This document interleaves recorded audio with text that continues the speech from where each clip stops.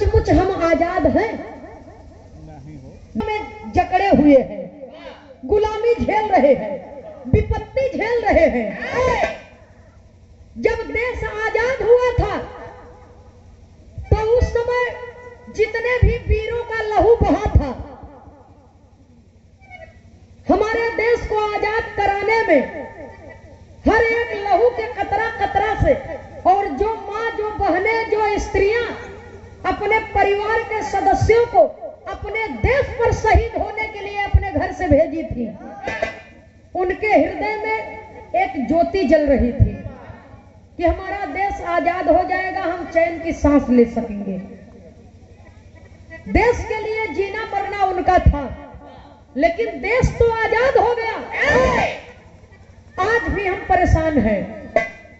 तो वास्तविकता में एक बार पुनः से यह हिंदुस्तान की धरती अपने लिए किसी न किसी से कुछ न कुछ मांग रहा है।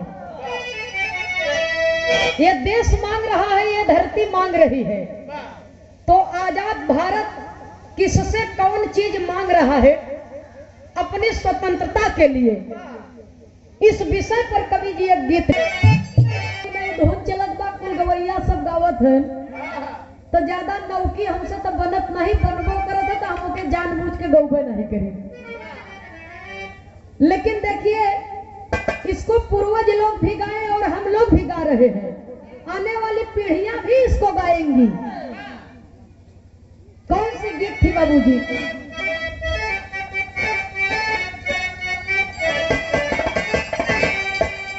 अरे हाथ में मेहंदी मांग सनुर, बर्बाद कजरवा हो गई।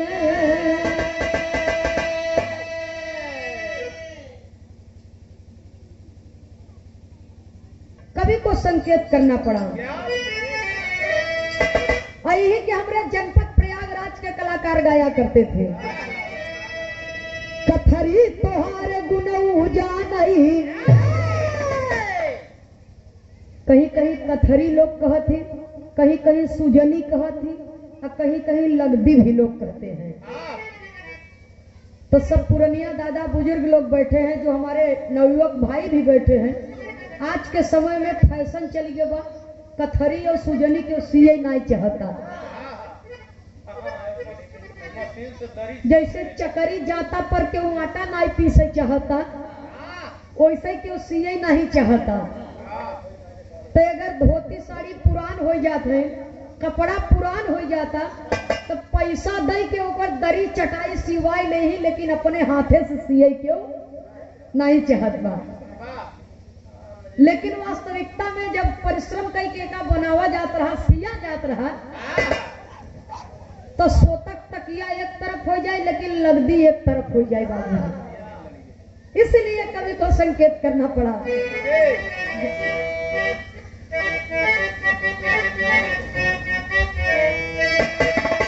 कथरी तोहार गुनऊ जानई, कथरी तोहार गुनऊ जानई, जे करई गुजारा, कथरी में जे करई गुजारा, कथरी में जे करई गुजारा,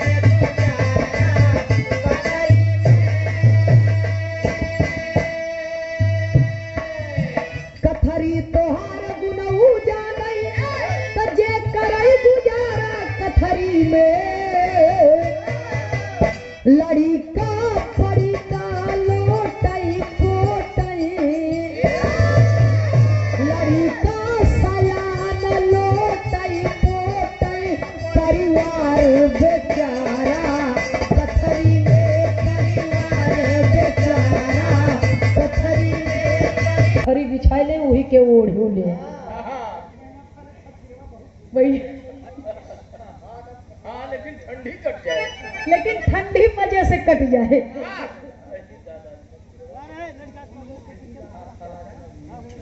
लाल जी के चाचा जी बाबू श्री राम आधार जी, ये आपके तरफ से सादर 50 रुपया भाव पर लड़िका सयान लोटे पोटे, परिवार बेचारा, कथरी। अपने समय के सब दीवाना होते, अपने जमाना के सब बाबूजी मस्ताना हुआ करते हैं। ये सादर 50 रुपया बहुत बहुत पूजनी बाबूजी के श्री चरणों में नमन है। जय श्री कृष्णा, जय हिंद। लेकिन गाने के अंदर भाव देना पड़ा। आज भी हमारा आजाद भारत किससे क्या मांग रहा है। कवि जी बड़ी सुंदर लाइन लिखे, अरे सदियों से धराए बलिदानी, सदियों से धराए बलिदानी, वीरों से जवानी मांगली, वीरों से जवानी मांगली,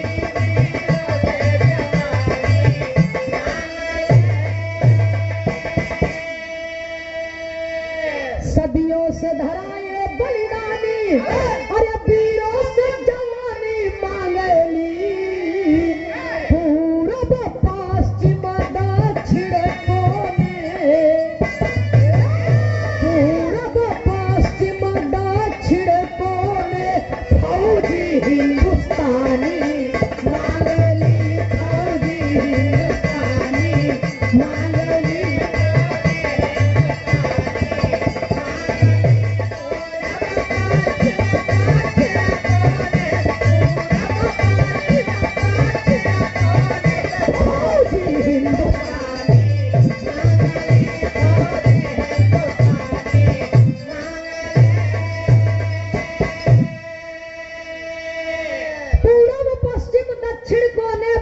हिंदुस्तानी मांगली। सदियों से धराए बलिदानी, वीरों से जवानी मांगली, पूरब पश्चिम। हमारे देश, हमारा हिंदुस्तान किससे क्या मांग रहा है, और हिंदुस्तान वासियों का हृदय अपने देश के प्रति, अपने समाज के प्रति, अपने राष्ट्र के प्रति, जिसे उजियारा अंबर से मांगे ऊंचाई, निर्मल जल झरनों से मांगे सागर सी मांगे गहराई, अरे चिड़ियों से चहक तरुपे मांगे, अरे बागों को पही रही खातिर धरती,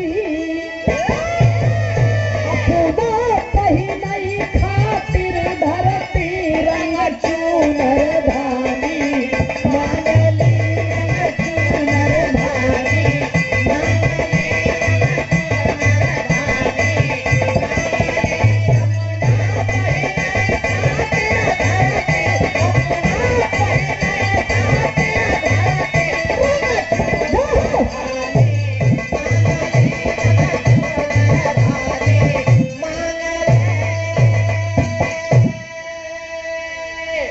भगवान की प्रतीक्षा कर रहा है, और वो भगवान कोई और नहीं है, आप ही में से एक है बाबूजी। कवि को संकेत करना पड़ा। बहुत बहुत माननीय नेताजी के करकमलों द्वारा शुभ आशीर्वाद आया है। जय हिंद, जय समाजवाद, जय श्री कृष्णा। चांद सूरज से उजियारा अंबर से मांगे ऊंचाई, हिंदुस्तान के प्रति अपने देशवासियों के हृदय में क्या क्षमता होनी चाहिए कि चांद सूरज से उजियारा अंबर से मांगे ऊंचाई, निर्मल जल झरनों से मांगे सागर से मांगे गहराई, कि आपका हृदय, आपके हृदय में अपने देश के प्रति वो स्थान होना चाहिए जितना ऊंचा वो अंबर है, जितना ऊंचा नीला आकाश है, और उतनी गहराई होनी चाहिए, जितनी गहराई सागर की है उतना प्रेम आपके हृदय में अपने देश के प्रति होना चाहिए। चांद सूरज से उजियारा अंबर से मांगे ऊंचाई, निर्मल जल सागर से मांगे, निर्मल जल झरनों से मांगे सागर सी मांगे गहराई, चिड़ियों पे चहक तरु से मांगे, तर माने वृक्ष, तेरी चिड़ियों से चहक तरु से मांगे, बागों से मांगे अमराई, अपना पहने खातिर धरती रंग चूनर धानी मांगेली। सुने वाले बाबूजी, कवि को संकेत करना पड़ा। अगली लाइन में कहना है,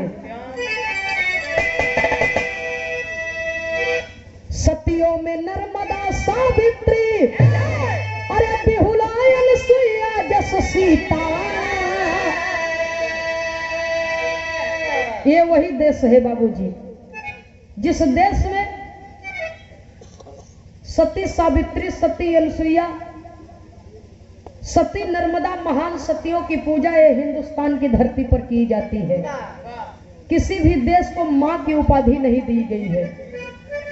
अमेरिका को कोई अनसुईया जस सीता, ग्रंथों में मांगे ग्रंथ बाइबल, रामायण कुरान गीता,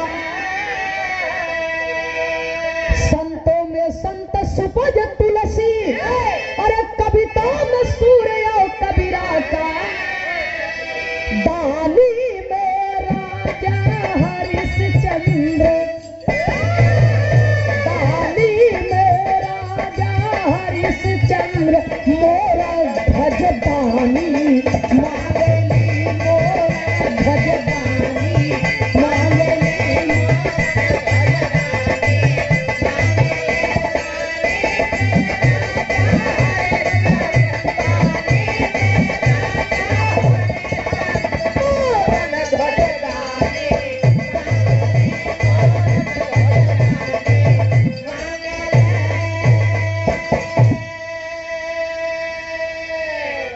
जिस देश में, जिस धरती पर, जिस देश को मां कहा जाता है बाबूजी, उस धरती पर मां, बहन, बेटी, स्त्रियों का सम्मान किया जाता है। कवि को संकेत करना पड़ा। सतियों में नर्मदा, सावित्री, बिहुला, अनसुईया जस सीता, ग्रंथों में मांगे ग्रंथ बाइबल, रामायण कुरान गीता। यही हिंदुस्तान की धरती है जहां पर सारे धर्मों का सम्मान किया जाता है बाबूजी, सभी लोगों का सम्मान किया जाता है। संतों में संत सुपज तुलसी, कविता में सूर्य और कबीरा का। तमाम संत ये धरती पर पैदा हुए, सूरदास जैसे संत ये धरती पर पैदा हुए, भक्त पैदा हुए, जिन्होंने कह दिया, कोई कोई कहेला कि उमरिये के दोस्त बा, कह के गईले सूरदास नजरिए के दोस्त। नजरिया एक ही बा, लेकिन देखे के तरीका अलग अलग बा बाबूजी। कवि को संकेत करना पड़ा। दानी में राजा हरिश्चंद्र, मोरा ध्वज दानी। हम अपन भाई, अपन बेटवा नहीं काट सकी भगवान के खुश करे बदे, लेकिन कम से कम अपने देश के प्रति, अपने राष्ट्र के प्रति अपन नेक नियत तो साफ रख सकी थे। वही हमारे देश के लिए हमारी तरफ से सबसे बड़ा बलिदान होगा बाबूजी। कवि को संकेत करना पड़ा। लौह पुरुष वल्लभ पटेल, अरे मांगे इंदिरा, नेहरू, गांधी, भारत के हर एक नर नारी से मांगे कमतर आबादी, अरे पुरुषों के बराबर ही मांगे, अरे महिलाओं की भी आजादी। नेता में सुभाष चंद्र बोस और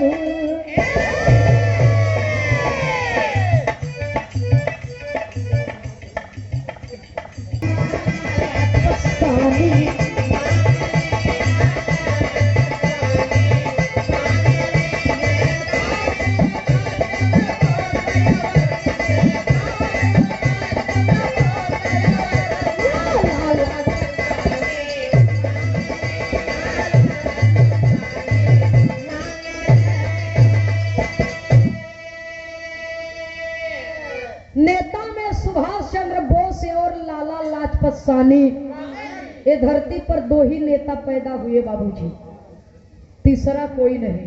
कहे बदे चाहे जे कह दे कि हम नेता ही है, भैया हो। नेता में सुभाष चंद्र बोस और लाला लाजपत सानी मांगे ली। हिंदुस्तान विश्व गुरु कहा जाता है बाबूजी। हिंदुस्तान की धरती पर सारे ग्रंथों, सारे धर्मों का सम्मान है। स्त्रियों की पूजा होती है, सभी का सम्मान किया जाता है। आजाद हिंद फौज आंदोलन के संगठन करने वाला नेता सुभाष चंद्र बोस जी और दूसरे नेता गरीबों, मजलूमों, किसानों के नेता धरती पुत्र माननीय मुलायम सिंह यादव जी। तो नेता में सुभाष चंद्र बोस और लाला लाजपत सानी। राजनीतिक मंच ये नहीं है, लेकिन हकीकत बात जो हो उसे कह देनी चाहिए बाबूजी, उसको नहीं दबाना चाहिए। कवि को संकेत करना पड़ा आखिरी लाइन में, सीताराम ही स्वामी से उर्दू में कहानी मांगेली। गुरु घराने के परिचय के साथ में इसलिए ये बात लिखी गई, हमारे अखाड़े के पूर्वज हम लोगों के परदादा थे स्वर्गीय श्री सीताराम यादव जी, जिन्होंने हिंदी और उर्दू दोनों से शिक्षा